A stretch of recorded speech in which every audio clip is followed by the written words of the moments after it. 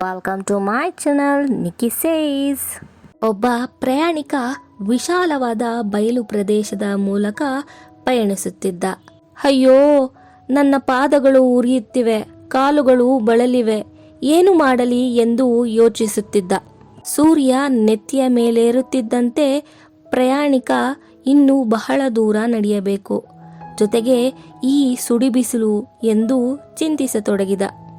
ಅವನು ಒಂದು ಹಳ್ಳಿಯಲ್ಲಿ ನೀರು ಕುಡಿಯಲು ನಿಂತಾಗ ಅವನ ಕಣ್ಣಿಗೆ ಒಂದು ಸದೃಢವಾದ ಕತ್ತೆ ಕಾಣಿಸಿತು. ಹೋ, ಇದೇ ನನಗೆ ಬೇಕಾಗಿರುವುದು ಎಂದು ಯೋಚಿಸುತ್ತಾ ಪ್ರಯಾಣಿಕ, ನಿನ್ನ ಕತ್ತಿಯನ್ನು ನನಗೆ ಬಾಡಿಗೆಗೆ ಕೊಡ್ತೀಯಾ ಎಂದು ಅದರ ಮಾಲೀಕನ ಮುಂದೆ ಕೈತುಂಬ ನಾಣ್ಯಗಳನ್ನು ಚಾಚುತ್ತಾ ಕೇಳಿದ. ಆಗಲಿ, ನಿನಗೆ ದಾರಿ ತೋರಿಸೋಕ್ಕೆ ನಾನು ನಿನ್ ಜೊತೆ ಬರ್ತೀನಿ ಎಂದ ಕತ್ತೆಯ ಮಾಲೀಕ.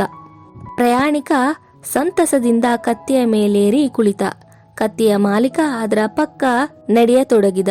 ಸೂರ್ಯ ನೆತ್ತಿಯ ಮೇಲೇರುತ್ತಿದ್ದಂತೆ ಬಿಸಿಲು ಮತ್ತಷ್ಟು ಸುಡಲು ಪ್ರಾರಂಭವಾಯಿತು. ಪ್ರಯಾಣಿಕ ಬೆವರಿದ. ಕತ್ತೆಯ ಮಾಲೀಕ ಬಳಲಿ ಏದುಸಿರು ಬಿಡತೊಡಗಿದ. ಪ್ರಯಾಣ ನಿಲ್ಲಿಸಿ ಸ್ವಲ್ಪ ವಿರಾಮಿಸೋಣ ಎಂದು ಮಾಲೀಕ ಸಲಹೆ ನೀಡಿದ. ಅವನು ಕತ್ತಿಯನ್ನು ಎಳೆದು ನಿಲ್ಲಿಸಿ ನಂತರ ಅದರ ನೆರಳಿನ ಕೆಳಗೆ ಕುಳಿತ. ಸದ್ಯಕ್ಕಂತೂ ಇಲ್ಲಿ ಇದೇ ಅತಿ ತಂಪಾದ ಪ್ರದೇಶ ಎಂದ ಮಾಲೀಕ.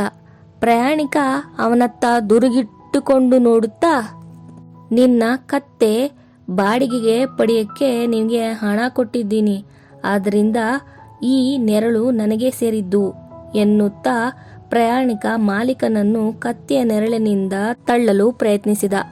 ನೀನು ದುಡ್ಡು ಕೊಟ್ಟಿರೋದು ಕತ್ತೆಗೆ ಮಾತ್ರ, ಅದರ ನೆರಳಿಗಲ್ಲ. ಇಷ್ಟು ದೂರ ಕತ್ತೆ ನಿನ್ನನ್ನು ಹೊತ್ತು ನಡೆದಿದೆ, ಈಗ ಅದರ ನೆರಳು ನಿಂಗೆ ಬೇಕಾಯ್ತಾ? ತುಂಬಾ ದುರಾಸೆ ನಿಂದು ಎಂದು ಕತ್ತೆಯ ಮಾಲೀಕ ಗರ್ಜಿಸಿದ. ಕತ್ತೆಯ ಮಾಲೀಕ ಹಾಗೂ ಪ್ರಯಾಣಿಕನ ನಡುವೆ ದೊಡ್ಡ ಜಗಳ ಪ್ರಾರಂಭವಾಯಿತು. ಇಬ್ಬರು ಕತ್ತೆಯ ನೆರಳಿಗಾಗಿ ಕಿತ್ತಾಡತೊಡಗಿದರು. ಇವರ ಕಿರಿಚಾಟ ಕೇಳಿದ ಕತ್ತೆ ಬೆದರಿತು. ಬಿಸಿಲಿನ ಬೇಗ ಸುಡುವ ಮರಳುಗಾಡಿನ ಪ್ರದೇಶದಲ್ಲಿ ಇವರಿಬ್ಬರನ್ನು ಬಿಟ್ಟು ಕತ್ತೆ ಓಡಿ ಹೋಯಿತು. ನಿನ್ನ ದುರಾಸೆಯಿಂದ ಹೇಗಾಯ್ತು ನೋಡು, ಛೆ, ನಮಗೆ ಅವಶ್ಯಕವಾದದ್ದನ್ನು ಇಬ್ಬರು ಕಳೆದುಕೊಂಡೆವು ಎಂದು ಮಾಲೀಕ ಹತಾಶೆಯಿಂದ ಹೇಳಿದನು. ಈ ಕಥೆಯಿಂದ ನೀವೇನು ಕಲ್ತ್ರಿ ಅದನ್ನು ಕಮೆಂಟ್ ಮಾಡಿ.